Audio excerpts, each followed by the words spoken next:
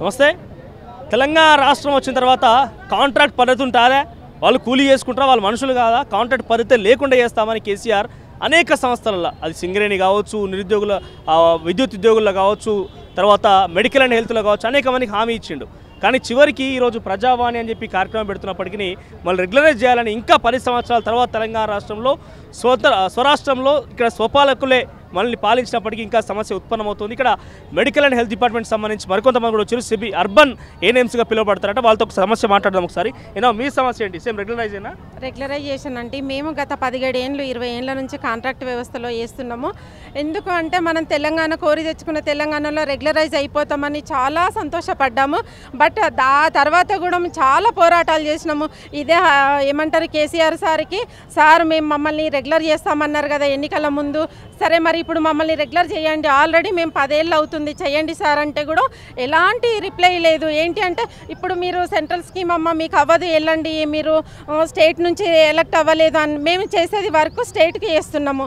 స్కీములు అనేవి బడ్జెట్ను బట్టి పెట్టుకుంటారు. ఇప్పుడు ఇదే మా కాంట్రాక్ట్ ఏఎన్ఎంలో ఈసీ ఏఎన్ఎంస్ ఉంటారు, హెచ్ఆర్డీ ఏఎన్ఎంస్ ఉన్నారు, అర్బన్ ఏఎన్ఎంస్ ఉన్నారు, సెకండ్ ఏఎన్ఎంస్ ఉన్నాము. అంటే ఏంటి ఏఎన్ఎం అందరం చేసేది ఒకటే పని, రెగ్యులర్ ఏఎన్ఎం అదే పని చేస్తుంది, కాంట్రాక్ట్ ఏఎన్ఎం అదే పని చేస్తుంది. ఇదే రెగ్యులర్ ఏఎన్ఎం 15 ఏళ్ళు 16 ఏళ్ళ సర్వీసులో ₹1,00,000 జీతం తీసుకుంటుంది, మేము 20,000 జీతం తీసుకుంటున్నాము. అదే 17 ఏళ్ళు 18 ఏళ్ళ నుంచి మేము సర్వీస్ చేస్తున్నాము. ఒకటే హరీష్ రావు సార్ దగ్గరికి వెళ్ళినాం, సార్ మేము సమ్మె చేస్తాం సార్, మేము చాలా విసిగిపోయినాము, మిమ్మల్ని కాళ్ళు మొక్కినాము. ఇదే సింగిల్ పేరెంట్ ఉన్న ఉమెన్స్ కాళ్ళ మీద పడ్డాము. లక్ష్మారెడ్డి హెల్త్ మినిస్టర్గా ఉన్నప్పుడు, సార్ మాకు రెగ్యులర్ చేయండి సార్, మాకు వచ్చే బెనిఫిట్స్ మాకు వస్తాయి, జీతాలు సరిపోలేక పిల్లలను పోషించుకోలేక ఇబ్బందులు పడుతున్నామంటే ఈ మొన్న రీసెంట్గా గవర్నమెంట్ మారక ముందు 2 months ముందు సమ్మె నోటీస్ ఇచ్చినాం సార్, మమ్మల్ని రిక్వెస్ట్ చేస్తున్నాం సార్ మీ కాలు మొక్కుతాం మాకు చేయండి అంటే కూడా పట్టించుకునే పరిస్థితిలో లేదు సార్. ముందు చెప్పారు సార్, ముందు చెప్పారు. అసలు కాంట్రాక్ట్ సార్ అందరికన్నా ఎక్కువ పోరాటంలో ఉన్నది మెడికల్ అండ్ హెల్తే సార్, మేమే ఫస్ట్ ఉన్నది. ఎందుకు అంటే ప్రతి వర్క్ సార్ ఇగో సార్ ఏ ఎండమిక్ ఎపిడమిక్ తర్వాత మొన్న వచ్చిన కోవిడ్ లాంటి ఏ విపత్తులు వచ్చినా ఫస్ట్ మెడికల్ స్టాఫే కదా సార్ ముందుండేది. మరి ఇన్ని సర్వీసులు చేసిన హరీష్ రావు సార్ ఏమన్నారు అంటే, సార్ మేము సమ్మెలోకి వెళ్తున్నాం, మమ్మల్ని రెగ్యులర్ చేయండి సార్, ఈ నోటిఫికేషన్స్ మాకొద్దు, మేము 20 ఏళ్ళ సర్వీస్ చేసి మేము ఇప్పుడు ఎగ్జామ్ రాసే పరిస్థితుల్లో లేమంటే మానేసేయండి, జాబ్ మానేసేయండి, ఇంకో జాబ్ చూసుకోండి అంటున్నారు. ఇది ఎక్కడ న్యాయం సార్? చెప్పింది సార్ హరీష్ రావు సార్, నేను సాక్ష్యం సార్. కరోనా టైంలో పూల వర్షం కురిపించిండు మన ముఖ్యమంత్రి, మాజీ ముఖ్యమంత్రి కేసీఆర్. పెద్ద దొర, తెలంగాణకి పెద్ద దొర. ఆ దొర కరోనాలో అందరిని బతికించారు మీరు అని పూల వర్షం కురిపించిండు సార్. ఆయన పూల వర్షం అవసరం లేదు, మాకు రెగ్యులర్ కావాలని అడిగినాం సార్. అడిగితే కూడా మమ్మల్ని లెక్క పెట్టలేదు సార్. కాంట్రాక్ట్ బేసిక్ మీ అంటే 5 ఏళ్ళు కాంట్రాక్ట్ అంటే అరే ముఖ్యమంత్రి ముందే అన్నాడు సార్, ముందే అని పూల వర్షం కురిపించిండు. కరోనా టైంలో మీరు ఆదుకున్నారు, మిమ్మల్ని అభినందిస్తున్నాము అనేసి పూల వర్షం కురిపించిండు. మాకు పూల వర్షం వద్దు సార్, మాకు రెగ్యులర్ చేయండి, అదే పూల వర్షం అని చెప్పినా కూడా మేము కానీ పట్టించుకోలేదు సార్. మాజీ దొర మన దొర ఎవరు? ముఖ్యమంత్రి కల్వకుంట్ల చంద్రశేఖరరావు. ఆయన మాకు హరీష్ రావు కాళ్ళ మీద పడ్డాం సార్. కాళ్ళ మీద పడితే కాదు ఏం లేదు, మీకు మాకు సంబంధం లేదు, పోండ్రి ఏం లేదు అంతే అట్లా వినండి. కాదు సార్, సార్ మాకు జీతం లేదు ఇప్పటికి కూడా.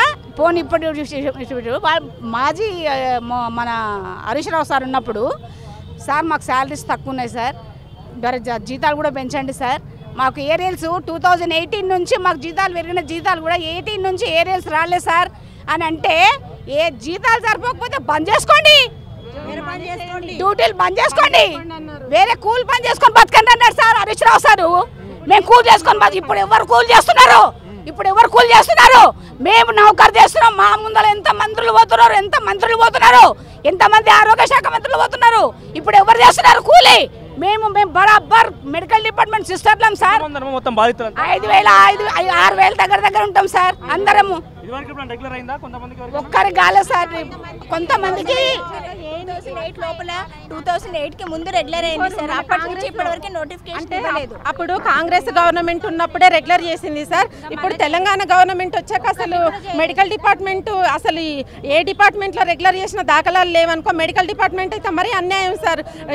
ఇది ఈ మీడియా ముఖంగా ఒక్కటే కోరుకుంటున్నాము, జై రేవంత్ అన్న మిమ్మల్ని గెలిపించుకున్నాం మనస్ఫూర్తిగా. మనకు ఏంటి ఈ బానిస సంఖ్యలు పోవాలని కోరుకున్నాం. ఎందుకంటే ఒకటి ఏదన్నా మా ప్రాబ్లం అడగడానికి పోతే కూడా వినిపించుకునే మినిస్టర్ లేదు, వినిపించుకునే సీఎం లేదు పరిస్థితి. కేసీఆర్ ఇప్పుడు కలవలేదు సార్, ఇప్పటికి కలవలేదు సార్. మా కేసీఆర్ పిలుపు లేదు. మేము ధర్నా పెడితే దొంగలలాగా దొంగల రాజ్యం దోపిడీ రాజ్యం ఉండే సార్ ఇదివరకు. మేము ఏడు ధర్నా చేస్తే ఆడ ఎత్తుకపోదురు, దాంట్లో సెంచలు కూడా లేదు. ఇప్పటి వరకు కేసీఆర్ని కలిసిన పాపన్న పోలే సార్, ఎవరిని కలవాలి. అమ్మ బిడ్డ ఆ బిడ్డ కవితమ్మ ఉంది కదా, ఆ నాన్నగారికి చెప్తా కవితమ్మ, ఆ అమ్మకి చెప్తే కవితక్క చిన్న సమస్య కదమ్మా, అసెంబ్లీలో ఏమంటుందంటే అసెంబ్లీలో ఇది చిన్న సమస్య, డిస్ట్రిక్ట్లలో ఫాలో మంచిగా అవుతుంది, సాల్వ్ అవుతుంది. కవిత